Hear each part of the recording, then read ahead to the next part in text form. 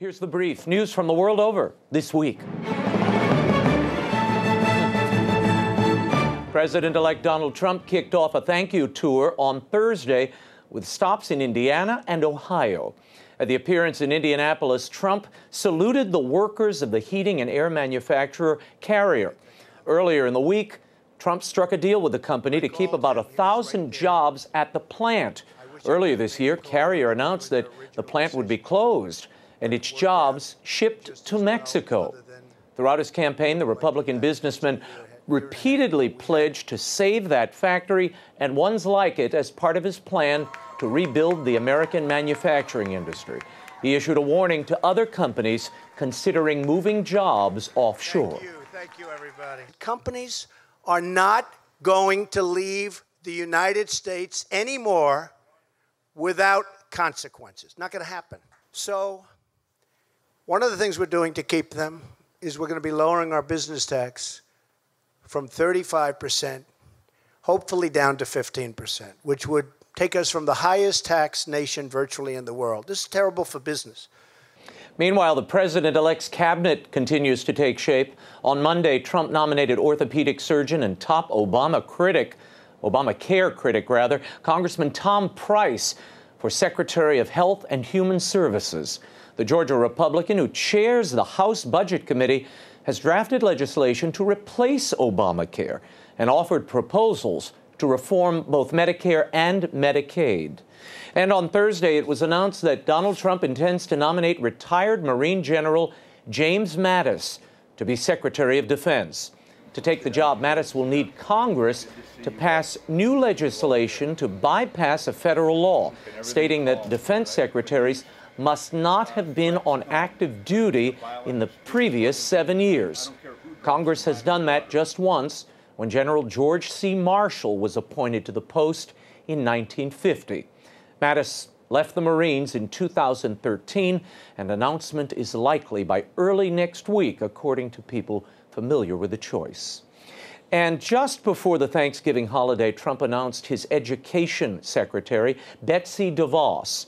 The billionaire philanthropist and school choice advocate pledged to oversee a transformational change in U.S. education. Trump went further, saying that DeVos will break the bureaucracy that is holding our children back so that we can deliver world-class education and school choice to all families, end quote.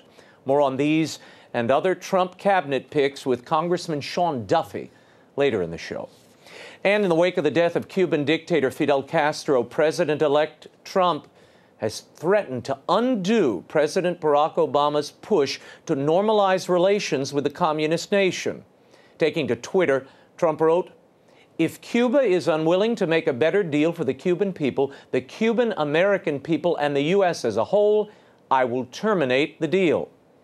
Incoming Chief of Staff Reince Priebus told Fox News that among the changes Trump would demand are open markets, freedom of religion, and the freeing of political prisoners in Cuba.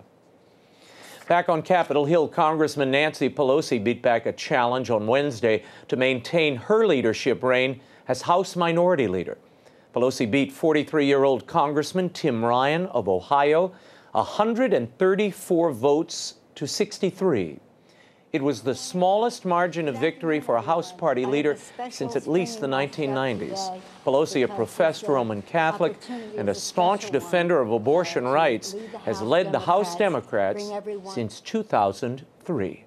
And over 70 presidents of Catholic institutions of higher learning signed a public statement supporting undocumented students. Issued by the Association of Catholic Colleges and Universities, the statement calls for protection of so-called dreamers who were brought to the U.S. illegally by their parents.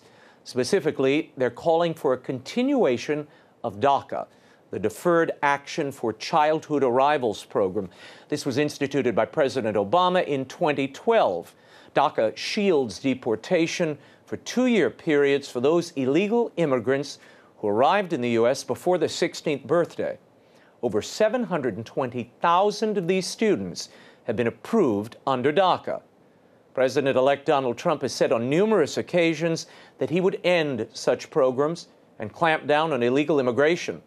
Among the signers of the statement are presidents of Villanova University, Boston College, and the Catholic University of America. And in the tradition of Brexit and the election of Donald Trump, a free market conservative has won in France's presidential primary this week.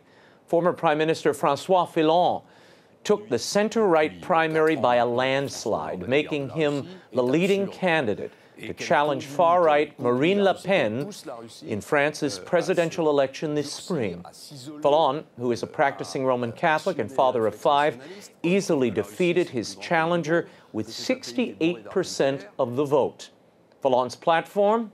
Slashing government spending and getting immigration under control.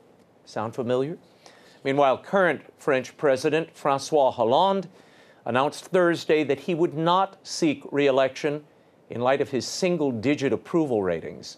No other left-of-center presidential candidate is expected to seriously challenge Fillon or Le Pen.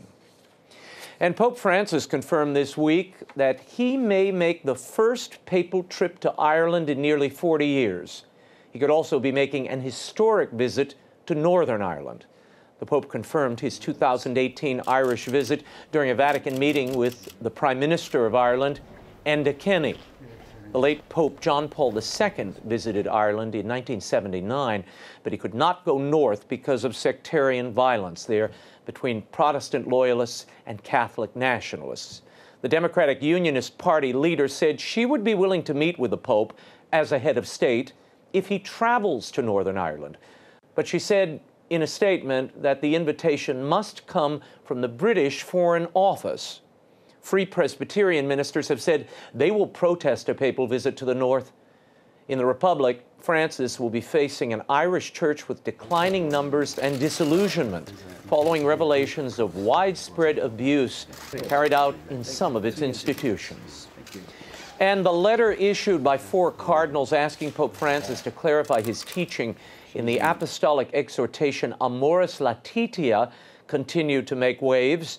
This week, Archbishop Pio Vito Pinto, the dean of the Roman Rota, the Church's highest canonical court, says the 4 cardinals could lose their cardinal titles for causing what he called grave scandal by making their letter public. As we recently reported, Cardinal Raymond Burke and 3 other high-ranking prelates wrote Pope Francis months ago asking for clarification on certain points of doctrine addressed in the Pope's exhortation on marriage and the family. Francis declined to issue an answer. Archbishop Pio Vito says Pope Francis did respond indirectly to the cardinals in an interview with an Italian newspaper when he lamented that some in the church only see black and white when there are shades of color, and therefore it was an act of disloyalty by Burke and the others to make their challenge public. We'll keep you posted on any other further developments in this story. And Cardinal Joseph Zen, Bishop Emeritus of Hong Kong, is again condemning a potential deal between the Vatican and Beijing. This would include allowing the communist government to screen potential bishop appointments. The senior Chinese prelate called such a deal a betraying of Jesus Christ. He said any agreement where Beijing would have a hand in approving clergy would be a surrender. Cardinal Joseph Zen opined that maybe the Pope is a little naive. He doesn't have the background to know the communists in China, the persecutors who have killed hundreds of thousands, end quote. Currently, Chinese Catholics are free to go to approved masses and attend government-sanctioned churches, but they're barred from proselytizing. The state-run Catholic Patriotic Association controls the church and appoints bishops currently without any input from the Vatican. And finally, it was a busy and star-studded first week of Advent for Pope Francis at the Vatican. During his Sunday Angelus address, he reminded the faithful that Advent is an invitation to open our horizons to more than worldly and material concerns. He warned that if we are instead dominated and overpowered by them, it's not possible to perceive that which is much more important, our final encounter with the Lord. The following day, the Holy Father received famed cosmologist and professed atheist Stephen Hawking. A sitting member of the Pontifical Academy for Science, Hawking discussed with the Pope the origin of the universe. And on Wednesday, the Pope met with Hollywood director Martin Scorsese, who screened his new film about 17th century martyrs. It's called Silence. All the while, the Pope has maintained his silence on the dubia from those four cardinals. And finally, the holiday season is upon us. They lit the Christmas tree in Washington, D.C. and at Rockefeller Center in New York. And my new special and CD, Christmas Time in New Orleans, is available now everywhere through the EWTN Religious Catalog, online at iTunes, and at Amazon.com. You can catch the PBS special on your local public television station now through the new year. Christmas Time in New Orleans will air in Kansas City, San Antonio, Dayton, Omaha, Jackson, Lincoln, Fort Wayne, Indianapolis, Baton Rouge, Birmingham, Las Vegas. It's really airing across the country over the next few days and other places. Go to RaymondArroyo.com. I have a link to the air times in your market, and don't miss the special on PBS.